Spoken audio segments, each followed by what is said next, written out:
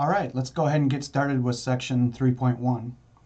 In section 3.1, we're going to be understanding variation in repeated samples across several categories. So up to this point in the course, we've just considered case studies that have only had two outcomes. And here we're going to allow ourselves to look at more than two outcomes. Okay, let's go ahead and get started then.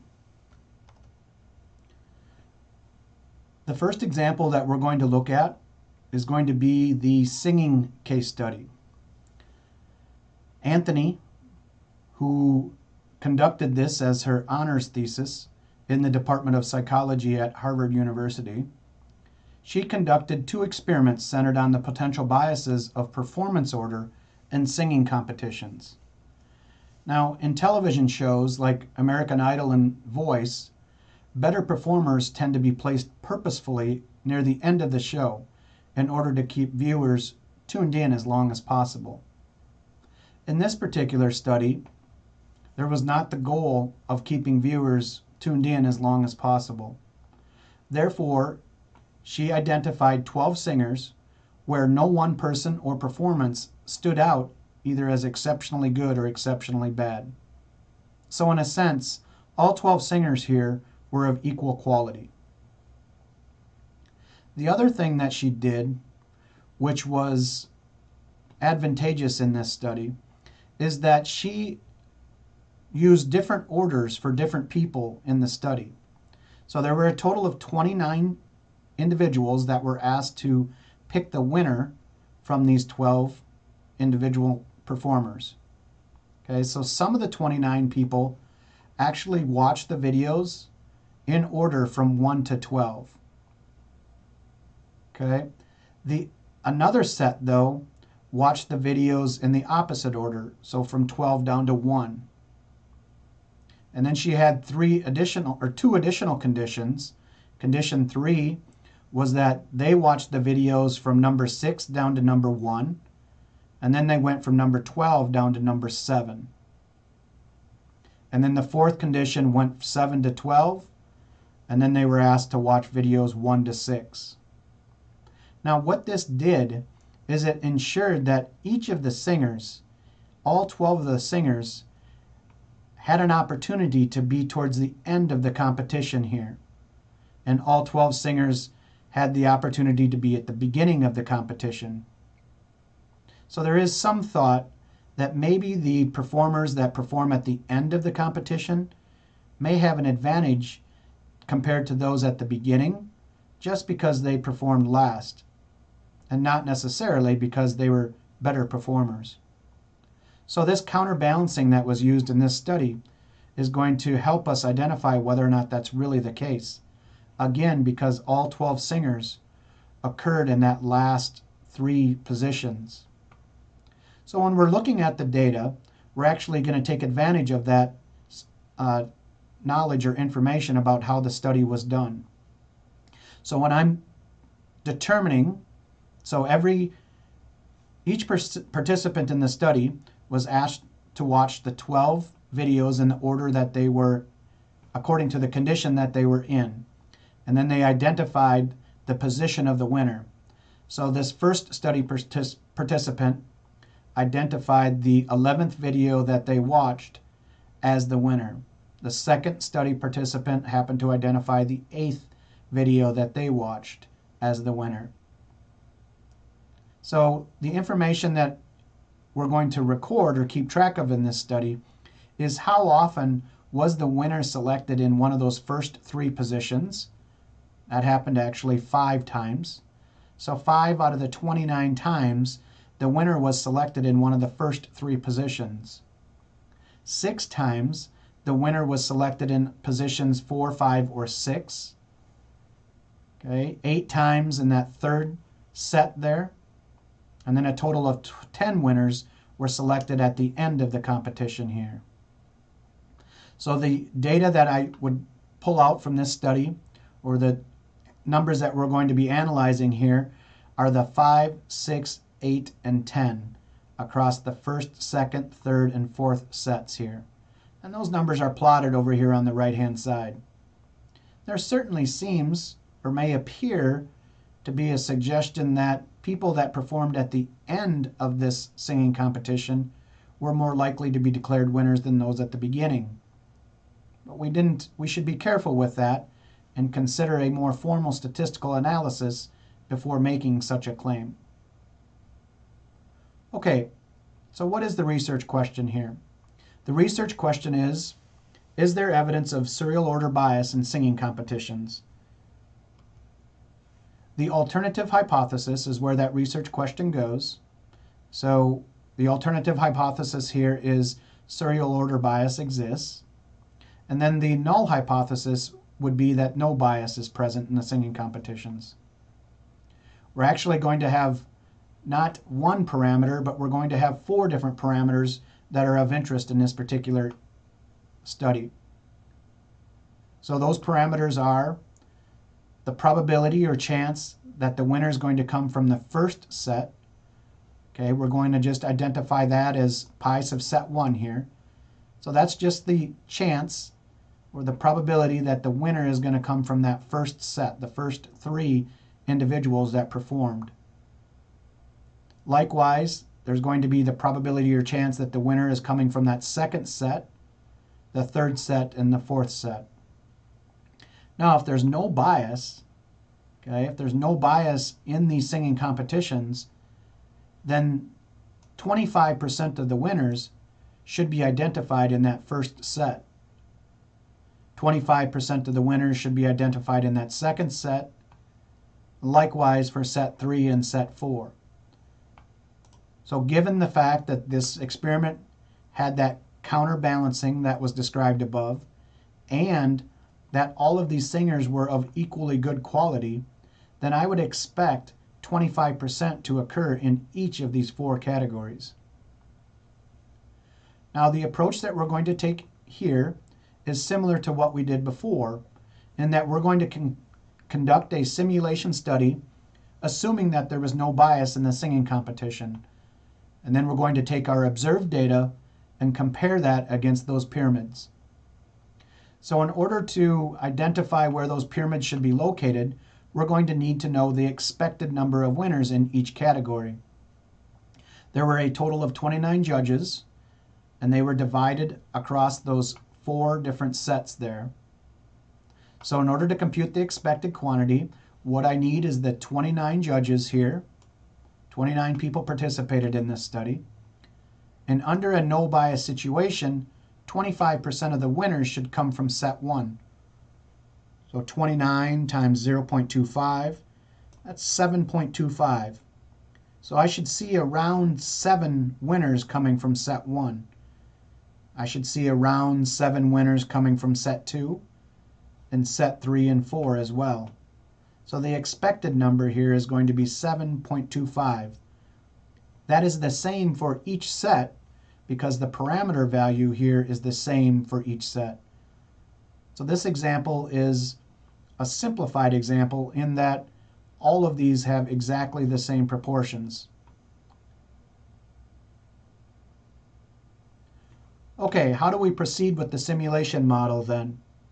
Well, I'm going to just be picking out of a hat where each of those 4 outcomes are equally likely to occur. So you can imagine a hat here where 25% of the pieces of paper have set 1 identified on them, 25% of the pieces of paper have set 2 identified on them, set 3 and set 4. Okay, so under a no bias situation, the winners are equally likely to come from any of those 4 sets. I'm going to reach in there and pull out 29 pieces of paper. And I'm simply going to tally or count how many did I get from the first set. So it looks like I got 5 on that first simulation run. I got 9 pieces of paper from the second set, 7 for the third set, and 8 for the fourth set. Now when I add those up, I should get 29 because that's how many I pulled out of the hat there. And then I'm just going to repeat that many, many, many times. So the second time I got 7, 3, 10, and 9 as my breakdown. Let's look at the simulation number 4. That breakdown was 7, 6, 8, and 8. Again, each of those are pretty close to that 7.25. The one right below it, simulation number 5, I do have a little bit more deviation from that 7.25. I got a 3 and a 12, a 5 and 9 breakdown there. And I did that, as I said, many, many times here across many simulations. Now I'm just going to take each of those outcomes and plot those. So 5 is what I got for the first set. So I'll go ahead and just start building my pyramid. So for the pyramid for the first set, I'm actually just going to drop a dot there at 5. Okay, so that's the first outcome for set number 1 was a 5. The second set, I had a 9 there for the first simulation run. So I would just drop a dot there at 9. And then it's 7 for the third set and 8. So I'm just going to take and I'm going to plot each of those numbers on their respective reference distribution. And I'm going to do that many, many, many times. So I'm going to go all the way down through here and plot these numbers out. I'm going to do all 100 of those. And when I do all 100 of those, I get the plot that we have here on the right-hand side. I'm going to have a pyramid for set 1, a pyramid for set 2, set 3, and set 4. Now the center of these pyramids are all going to be at that 7.25. So they all have exactly the same expected quantity. They should also have about the same pattern as well. So they should be settling down about in the same spot. So really in this situation, I just have the same reference distribution just replicated 4 times. And again, that's because the parameter value for each set is at 25%. And the number line here goes from 0 to 29 for each as well. Now once I have those reference distributions, I can go ahead and apply the outlier rule to identify the likely from unlikely outcomes. Now biases can occur in either direction. So if I'm in set number 1, I might be thinking that there's too few individuals being declared the winner. Whereas if I'm in the 4th set, towards the end of the competition, I might be thinking that there's too many individuals being declared the winner. So certainly in this example, biases can occur in either direction. Therefore, I'm going to be using a two-tailed version of the 5% rule. When I do that, there are 100 dots here. So I'm going to have the outside 5% being identified as unlikely. I have 2 sides here, so I'm going to put about 2.5% on the lower end and 2.5% here on the upper end. And I'm going to do that for each graph. I have 100 dots here. 2.5% is about 2 or 3 dots. So I need to identify the bottom 2 or 3 dots for the lower cutoff, and I need to identify the top 2 or 3 dots for the upper cutoff. In doing that, just kind of guessing here, but maybe 2 or 3 looks like maybe a reasonable cutoff on the lower side, and maybe 11 or 12 looks like a reasonable cutoff for the upper side. Once I have my outlier rule applied, then I can simply just determine whether or not the study outcomes, okay, so the study outcomes again were up here. They were 5, 6, 8, and 10. I can just determine whether or not those study outcomes are outliers in their 4 respective graphs. So let's go ahead and consider set 1 here.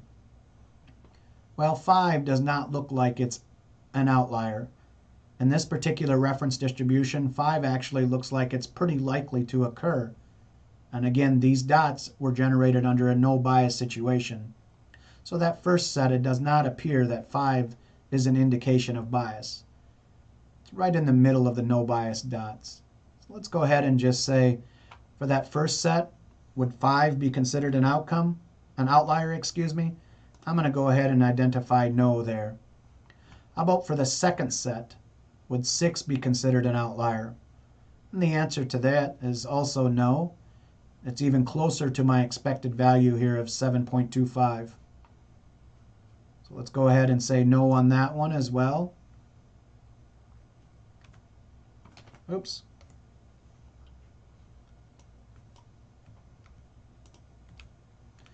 How about on the third set? Is 8 going to be considered an outlier? No. It's not. How about on the fourth set? Is 10 going to be considered an outlier? Well, it's close.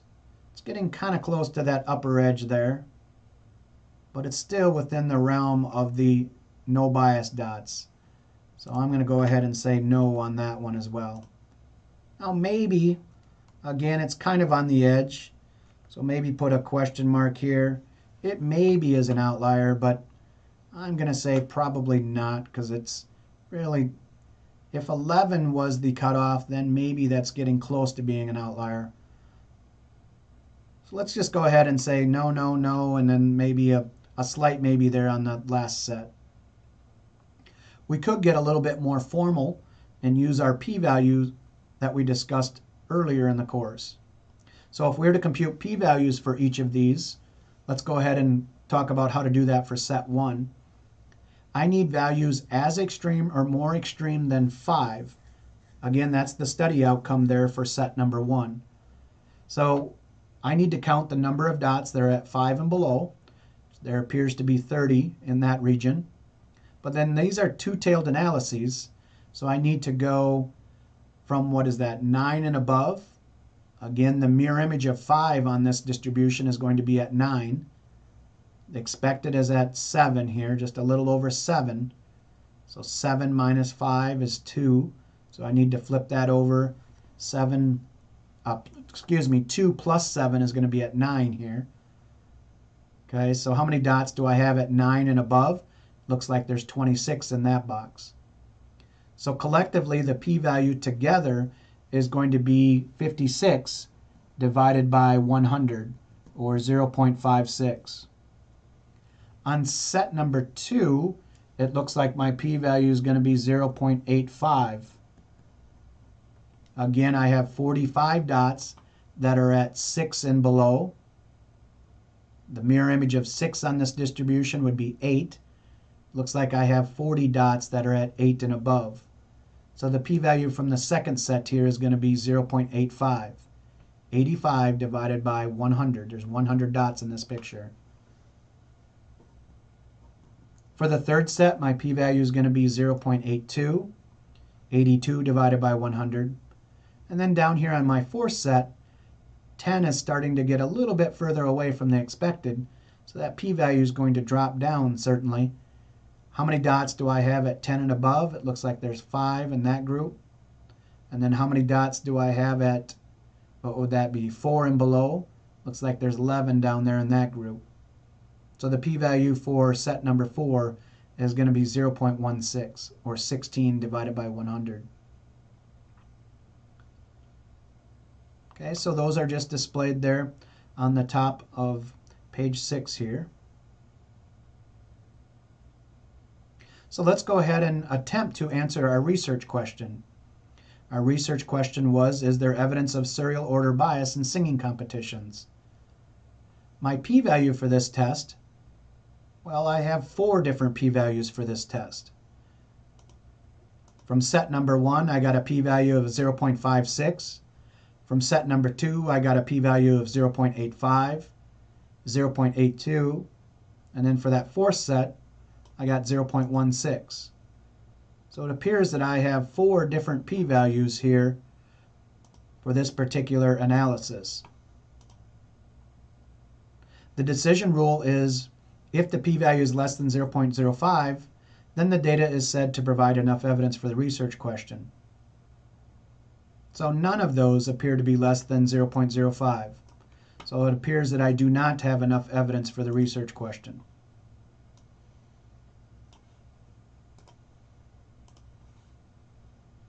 So we could write our conclusion in layman's terms there.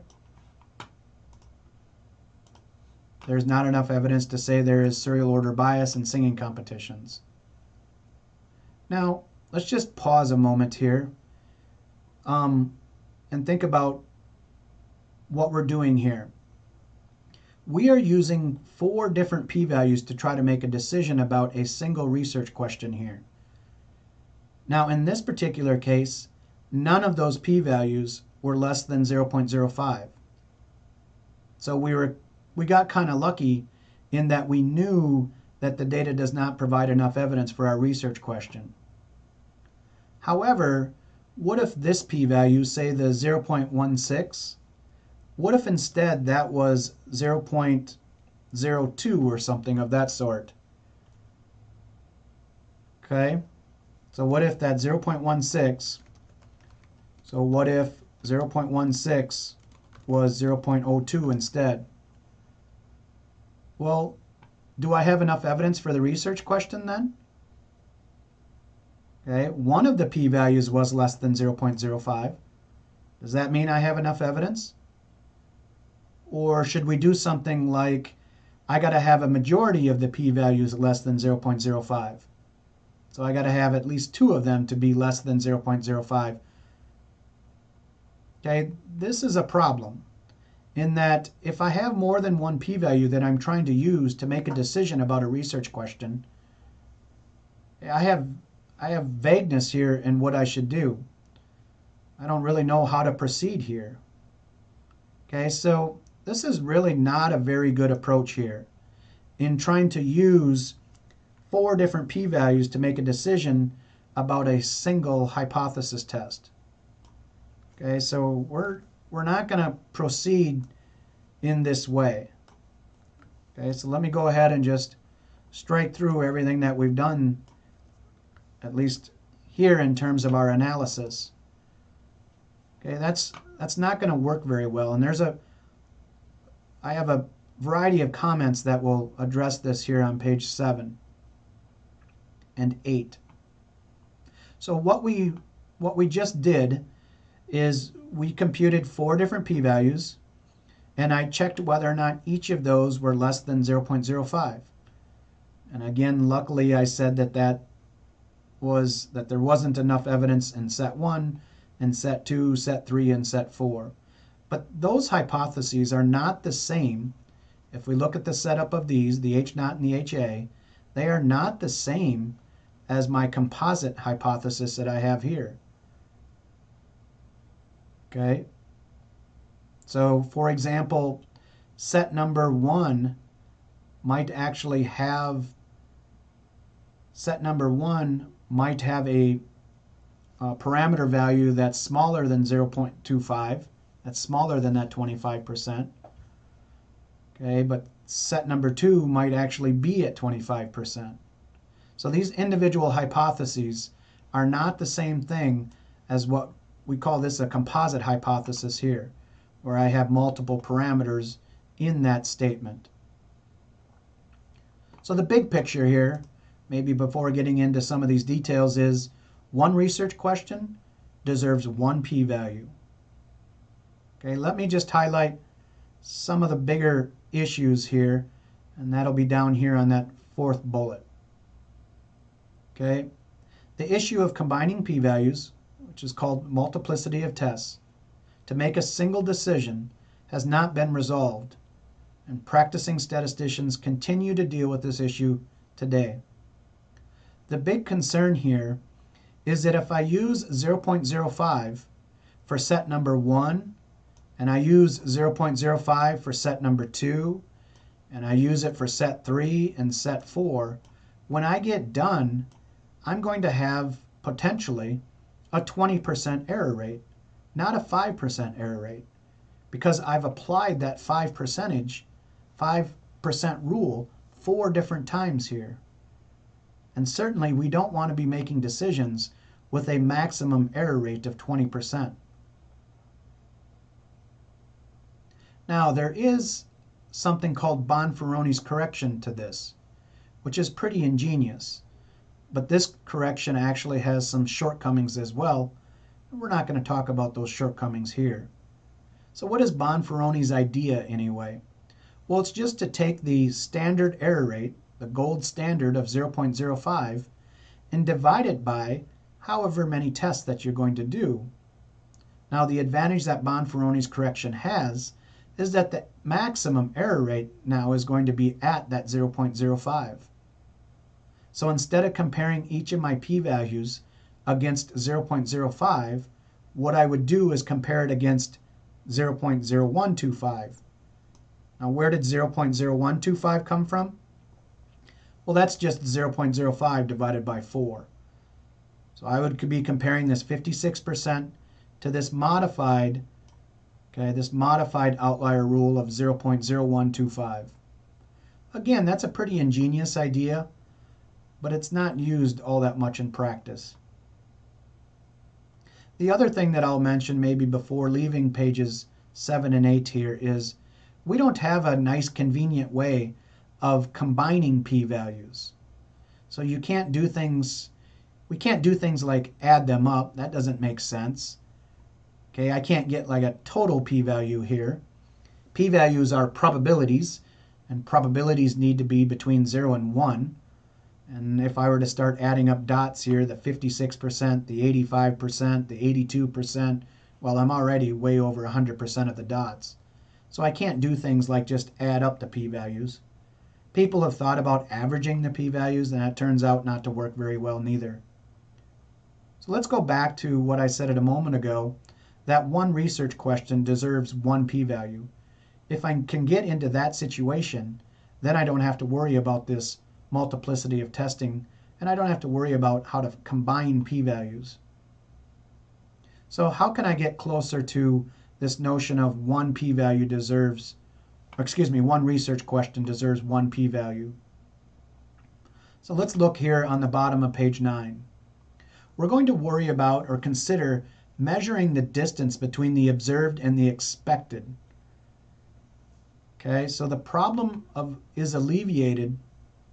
The goal is to figure out how to collapse the necessary information from each of the 4 separate reference distributions into a single reference distribution. And what we're going to look at here is measuring the distance from the study outcome, or more commonly referred to as the observed outcome, to the expected quantity from each graph.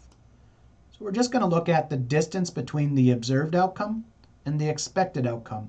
And I'm going to do that for each graph. So let's go ahead and consider that on page 10. So I'm going to look at how far away is my data. So that's 5 for this first set. Remember, that's the study outcome from the first set was 5. How far away is that from 7.25? I just need to subtract 7.25 from 5. And then I need to do that for set number 2. I need to take 6, my study outcome, and subtract 7.25. In set number 3, I need to take my study outcome, which is 8, and subtract 7.25. Again, I'm using 7.25 here on each of these graphs because that is the expected quantity for each. You can also see that from my bar graph that we talked about up above. The expected would be at 7.25. So if everything was fair under a no bias situation, this bar should be right around 7 or 8. This bar should be right around 7 or 8. So I'm just going to look at how far off from the expected each of my counts are. So let's go ahead and create a table here to compute those quantities. So the observed for set number 1 is a 5. I need to take 5 and subtract 7.25. And when I do that, I get a negative 2.25. I'm going to do that for each set. So here's set 2. I'm going to take 6 minus 7.25. I get negative 1.25. I'm going to look at 8 minus 7.25. And I'm going to look at 10 minus 7.25. Okay, so that is the distance that I'm off from the expected for each of those 4 categories. And now what I'm going to do is just add those up. So let's go ahead and grab my calculator here. I'm going to take, what is the first one? 2.25. The negative of that. I need to add, oops, looks like I messed that up, so let's try that again. 2.25, I need the negative 2.25, right? And then I need to add to that 1.25, but again, that one's negative. And then I add to that 0.75, that's what I get from the third group. And then I add to that 2.75.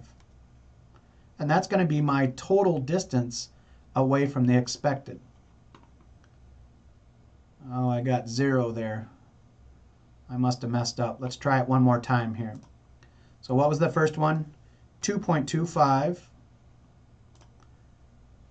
It's a negative. Add 1.25. Add 0.75. And then add 2.75. And when I do that, I get 0 for some reason.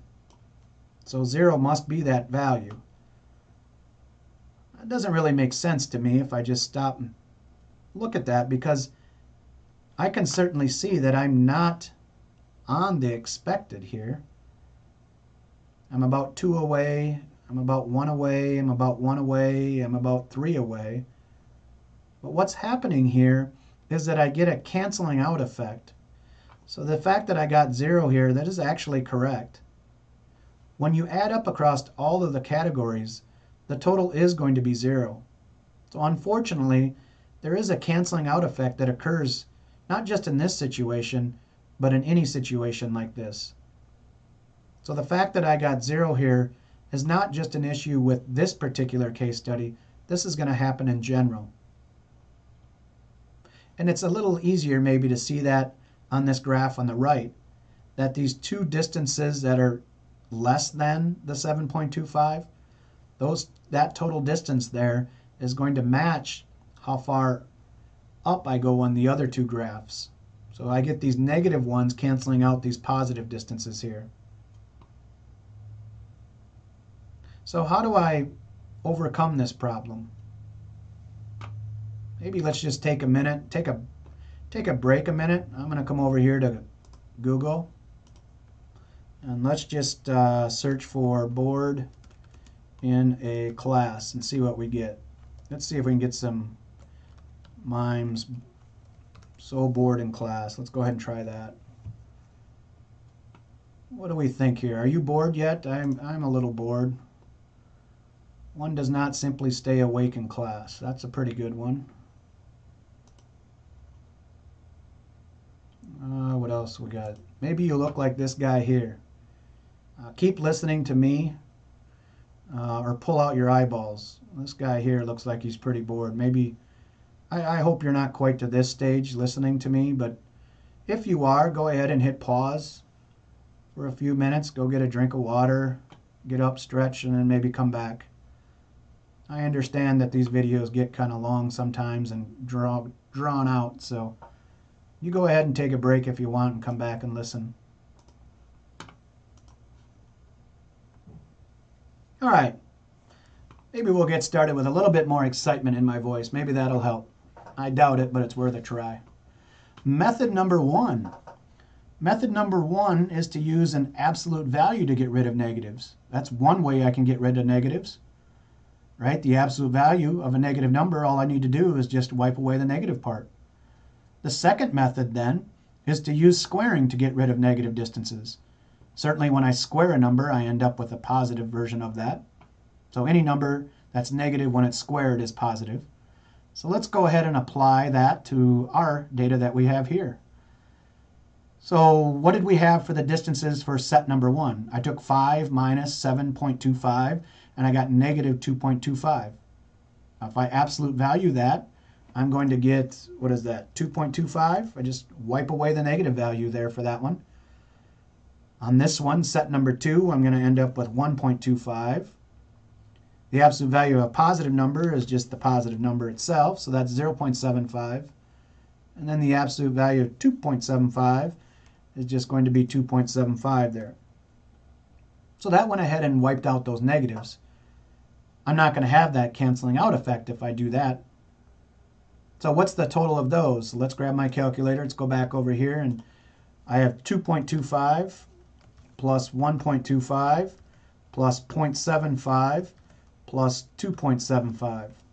And when I do that math, I guess I get 7. Well, that's a step in the right direction. At least I'm not getting 0 anymore. So what does this 7 represent? Well, the 7 represents the total distance that my observed data is away from the expected. Okay? And what I mean by total distance is it's across all 4 of those categories. All right, so 7 is my total distance away from the expected when I'm using the absolute value. How about when we do the squaring? So let's figure out those quickly here. So let's go ahead and take, I need to take 2.25. 2.25, that's actually a negative value, right? Negative 2.25, and I need to square that. So when I do that, I get 5.0625. So that's going to be 5.0625, it looks like. How about negative 1.25? When I square that one, what do I get? So I got 1.25, got the negative, and I need to square that. I get 1.5625, I guess. So keeping the decimals there, 1.5625. Likewise, I can do that for the remaining here. When I take 0.75 and square it, I get 0.5625. And when I take 2.75 and square it, I get 7.5625. Now I just need to add up these quantities to get a total distance away from the expected. Actually, this is going to be the total distance squared away from the expected. So let's go ahead and do that quickly here. 5.0625 plus 1.5625 plus 0.5625 plus 7.5625. When I get that total, I get 14.75 here. So 14.75, I guess. Okay, so that would be the total distance away from the expected across the 4 different categories when I'm doing the squaring. Okay, so now in practice, we only need to use one of those 2 methods. We don't have to do this both ways. We only need to do it one of the 2 ways. And the method that gets used in practice is method 2. Okay, so squaring the distances is the method of choice used by statisticians, and it's the one that's implemented in software packages. We could do it either way, though. You can do it with method 1 or you can do it with method 2.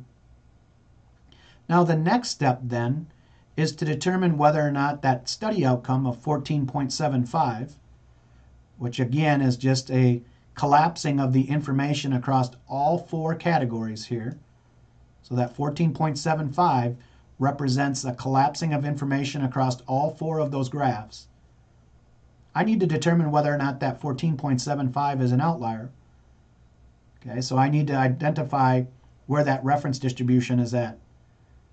Actually, how to calculate that reference distribution here as well. I do know that if I'm really close to 0, okay, so let's think about this. If these distances are really close to 0, so let's work backwards here. If this number over here is really close to 0, then that means that this number and this one and this one and this one, the numbers that I'm adding up, must all be close to 0. They're all positive numbers. So if I get a really small number, then each and every one of them must be close to 0. Keep working back then. That must mean that the observed outcome is really close to the expected for every single set. So values that are real small, after I square them and add them up, are going to indicate no bias. Values that are very large are going to indicate bias here. Okay, so if this number is really, really, really big, let's say, after I've totaled them across all 4 categories, if that number is really, really big, then that must mean that there is a huge difference between the observed and expected, at least for some of the categories.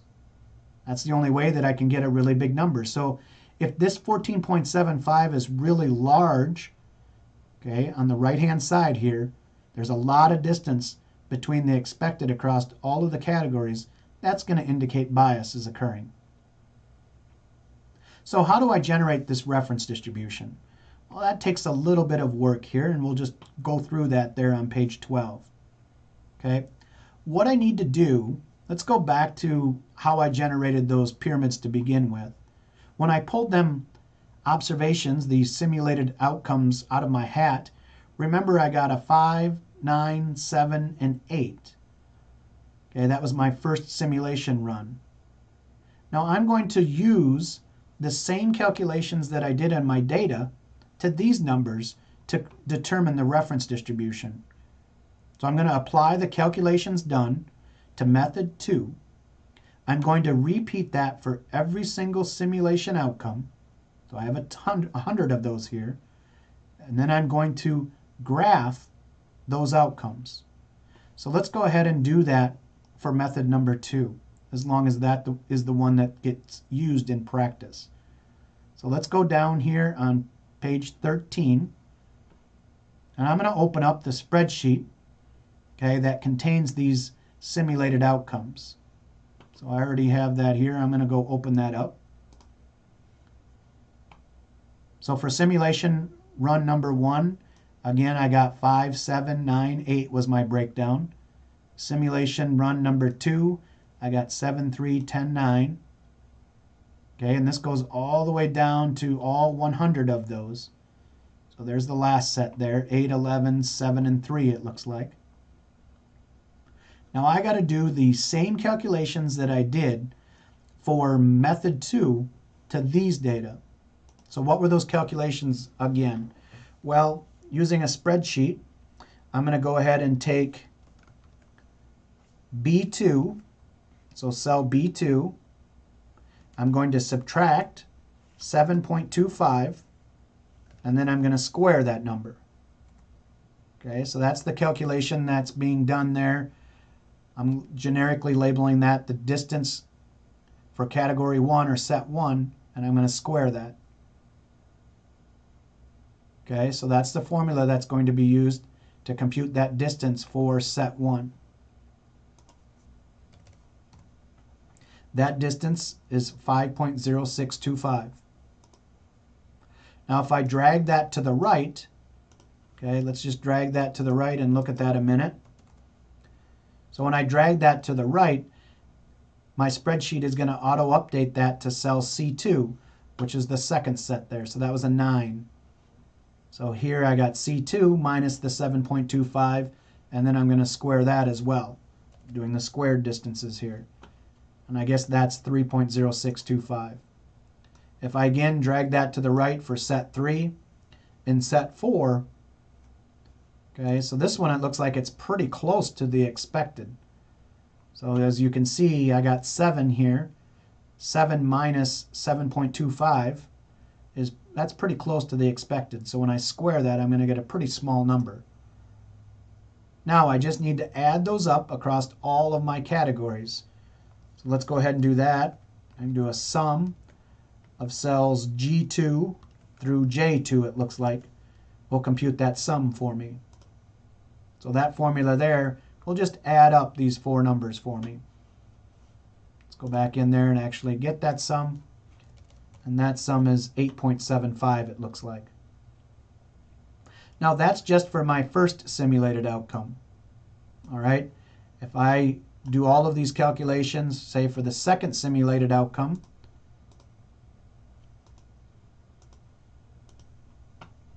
because I'm using a spreadsheet, again, these are going to get updated for me. So when I copied that down, before I was using B2, but now it's getting updated to using B3. Okay, so taking advantage of what spreadsheets do for us is advantageous here. So the first time I got an 8.75, I would put that on the reference distribution. Then I would put 28.75 on my reference distribution. Okay, so what I'm putting on my reference distribution here are these totals. So I need 100 here. Let's copy this down for all 100 of those.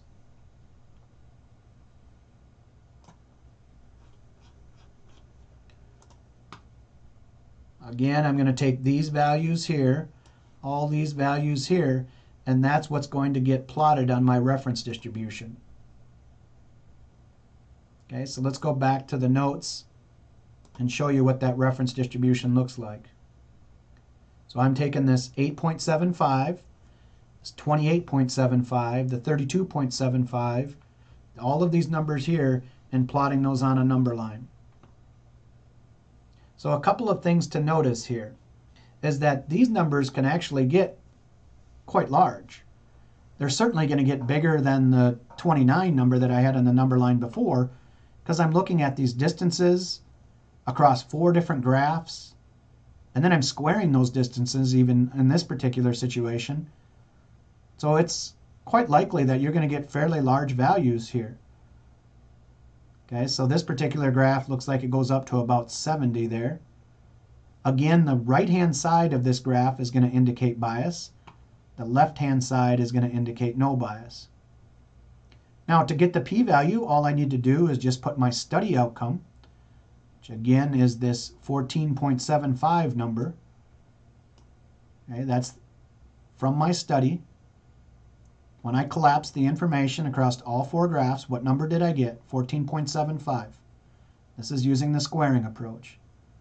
I just need to determine to what degree is 14.75 an outlier.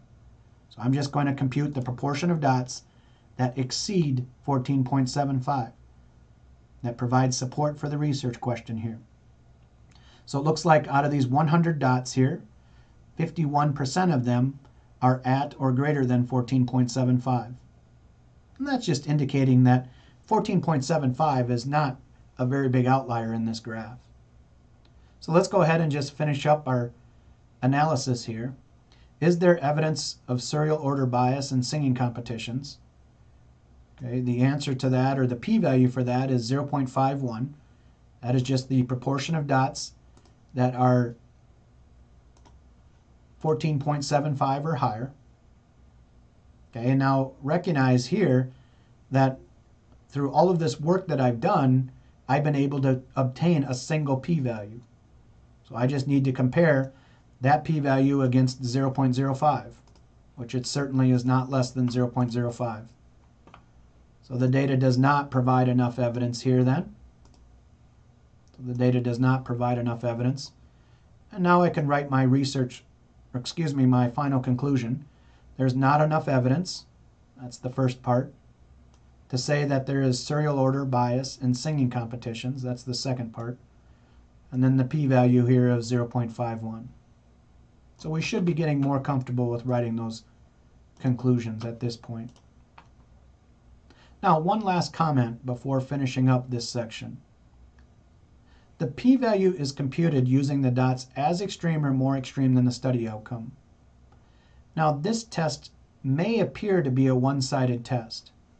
However, it is not. It's actually a two-sided test. So how can that be that this is a two-sided test, but I'm only counting dots on the right-hand side? Well, let's take a minute and look at this.